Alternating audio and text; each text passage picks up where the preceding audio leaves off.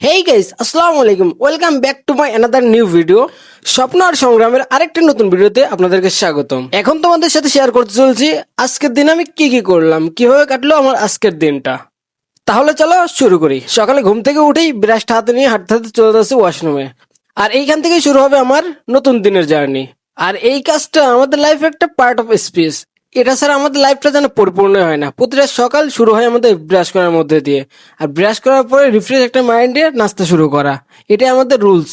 আর প্রতিদিনের মতো আমার আজকেরও আইটেম ছিল কিশমিশ, খেজুর, সাথে ছিল কাঠবাদাম। তিনটা আইটেম ভিজিয়ে রাখছিলাম রাতে, সেগুলো দিয়ে আজকে নাস্তাটা শুরু করছি। নাস্তা শেষ করতে করতে একটু ছাদে এলাম পরিবেশটা দেখতে। শুধুই কি পরিবেশ দেখতে আসছি? আরে না, আমি কিছু কাপড় চোপড় শুকাইতে দিছিলাম, সেগুলোই নিতে আসছি। আবার গোসল করে ওগুলো পরতে হবে, যার কারণে এই ছাদে আসা। আর তোমরা তো জানো আমি প্রতিদিনই একবার দুইবার হলেও ছাদে আসি, পরিবেশটা মূল লক্ষ্য। আর আমি এই মুহূর্তে তোমাদেরকে যে লোকেশনটা দেখাচ্ছি ওটা হলো ঢাকা মেডিকেল হসপিটাল। আমি জানি এখন তোমাদের মনে একটা কোশ্চেন আসছে যে তুমি থাকো কোথায়। আমি থাকি ঢাকা মেডিকেলের পশ্চিম পাশে, অর্থাৎ বকশীবাজার মেডিকেল মোড়। আর এই রাস্তাটা এতটাই জনবহুল যে সবসময় জ্যাম লেগেই থাকে। বিশেষ করে তোমরা লক্ষ্য করলে দেখতে পাবা এখানকার 30% গাড়ি থাকে অ্যাম্বুলেন্স। কারণ মেডিকেলের যত গাড়ি আছে এই সাইড দিয়ে বের হয় বেশি, কারণ এই সাইডের রাস্তাটা একটু সরু আর একটু পরিষ্কার। আর সবকিছু মিলে পরিবেশটা দেখতেও অসাধারণ লাগতেছিল। যারা এই প্রকৃতিকে ভালোবাসে তারাই শুধু এটা অনুভব করতে পারবে, আর বাকিরা শুধুই তাকিয়ে তাকিয়ে দেখবে। প্রকৃতিদের সুন্দর মুহূর্তেই স্যার হঠাৎ করে কল দিয়ে বললো কিছু টাকা আমার বিকাশে পাঠাই দাও। আর আমিও চলে এলাম তাড়াহুড়া করে নিচে নিচে এসে বিকাশের দোকানের সামনে চলে এলাম। আর এখানে এসে দেখি একটু ভিড় আছে। আমি জানি এখন তোমাদের মনে একটা প্রশ্ন আসছে, মাত্র এই কটা টাকা, এই টাকাতে কি হবে? হ্যাঁ, সেম প্রশ্নটা আমার মাথায় ছিল যখন আমাকে বললো এই টাকাটা পাঠাও। স্যারকে টাকাটা দিয়ে আমি চলে এলাম আমার গোসল করার জন্য, যেহেতু দুপুর হয়ে গেছে আমার গোসলটাও সারতে হবে। আর গোসল করার পর আবার রিসেপশনে বসতে হবে, ডিউটি শুরু হয়ে যাবে। আর বাইরের পরিবেশটা সকালের চেয়ে দুপুরটা যেন বেশি ঝকমকা ছিল। এই যে এই সাইডটা দেখতে পাচ্ছ, এটা হলো বুয়েটের ক্যাম্পাস। এই সাইডে কি ভাবছো, ভাব নিচ্ছি? আরে না, এই ভুলের কারণে একবার অসুস্থ হয়ে পড়েছি। এই মাথার চুল ভেজে থাকার কারণে ঠান্ডা লেগে যায়, যার কারণে বাতাসে চুলটা একটু শুকায় নিচ্ছিলাম। চুলটা শুকিয়ে আবার আমি নিচে চলে এলাম আমার ডিউটিতে। এখন ঘড়িতে টাইম বাজে 6টা। আর এই টাইমটা আমাদের নাস্তার টাইম। তোমরা যারা আমার ব্লগগুলো রেগুলার দেখছো তারা জানো। আর আমার এই টাইমের নাস্তাতে থাকে ডাউল, সাথে থাকে পুরি। বিকেলের নাস্তা হিসেবে এটা খারাপ না, এটা কিন্তু বেস্ট। যারা নাস্তার সাথে ডাউল পুরি খেতে ভালোবাসো তারা কমেন্টে বলে যাও। এই যে দেখতে দেখতে ডাউল পুরি নিয়ে আমি উপরে চলে আসছি, যেহেতু আমার রিসেপশনটা আবার দেখতে হবে। আমি জানি এখন তোমাদের মনে একটা প্রশ্ন জাগছে যে প্রতিদিন তো নাহিদ নিয়ে আসে, তবে আজকে আমি আনলাম কেন? বাট আজকে নাহিদ নেই, নাহিদ ছুটিতে বাসায় গেছে, যার কারণে আমার নিজের খাবারটা নিজেকে এনে খেতে হচ্ছে। আর এই যে খাবারটা যে ইয়াম্মি জোস ছিল, তোমরা না খাইলে আসলে বুঝতেই পারতেন। আর এটা কিন্তু আন্টির হাতের খাবার। রাত 11টার সময় স্যার এসে বলতেছে একটা রুমের চাবি দাও, আমরা ওই রুমে রেস্ট নেব।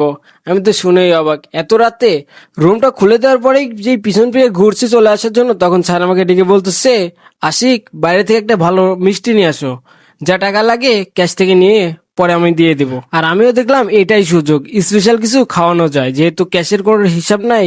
তারপরে আমি আমার পছন্দ মতো একটা স্পেশাল মিষ্টি নিলাম, যার দামটাও খুবই বেশি। গাইস, রাত বাজে এখন অলমোস্ট 1টা 1। আর এখন আমার ডিউটি টাইম অনেক আগে শেষ হয়ে গেছে, বাট বাইরে একটা গেস্ট আছে, উনি ঢুকলে পরে গেট লক করব। আর আজকে যে জন্য এত রাতে আসলাম আপনাদের সামনে, যে একটা জিনিস দেখাইতে। একটা জিনিস যেটা আমাদের ফ্যামিলি কখনো চোখেও দেখে নাই।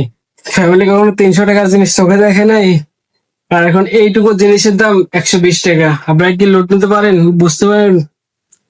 আবার এই একটা জিনিসের দাম 80 টাকা।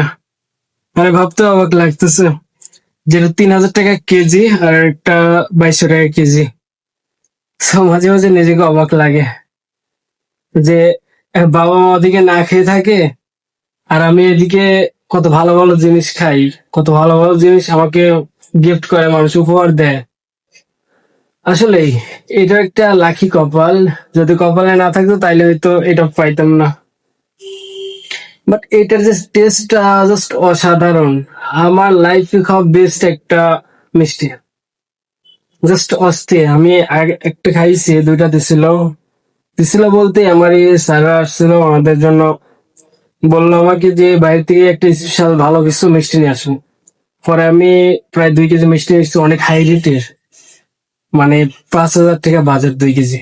যেটা বলতে চাই তোমাদেরকে, জাস্ট অস্থির। স্যার বলছিল যে তোমার যেটা মন চায় যত বাজেট হয় হোক।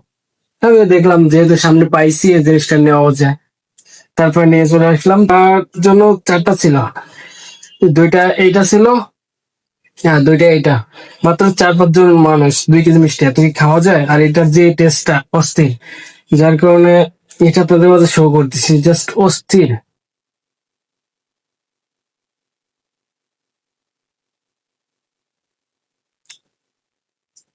এটা বলার মতো না।